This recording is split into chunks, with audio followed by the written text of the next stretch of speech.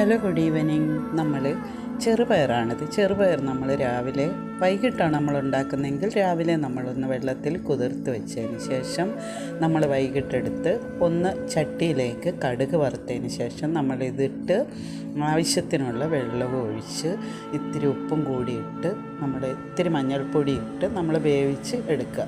അപ്പോൾ വേവാറാകുമ്പോഴത്തേനും നമ്മൾ അരപ്പായ കുരുമുളക്, തേങ്ങ, മഞ്ഞൾപ്പൊടി, മുളക് പൊടി, വെളുത്തുള്ളി, ജീരകം, ഇത്രയും സാധനങ്ങൾ നമ്മൾ ഒന്ന് ചതച്ചതിന് ശേഷം ഇതിലേക്ക് ഇട്ട് കൊടുക്കുക.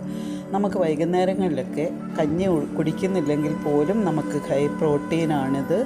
നല്ല ഒരു ഡ്രിങ്ക് കൂടി അതിനോടൊപ്പം തന്നെ നല്ലൊരു ഇതുകൂടി നമ്മൾ അതിനോടൊപ്പം തന്നെ കുടിച്ചു കഴിഞ്ഞാൽ നമുക്ക് ഏറ്റവും നല്ല ഒരു ഇതായിരിക്കും. നല്ല ആരോഗ്യത്തോടെ നമുക്ക് ജീവിക്കാൻ നല്ല ഒരു ഗ്രീൻ ടീ കൂടി നമ്മളതിനോടൊപ്പം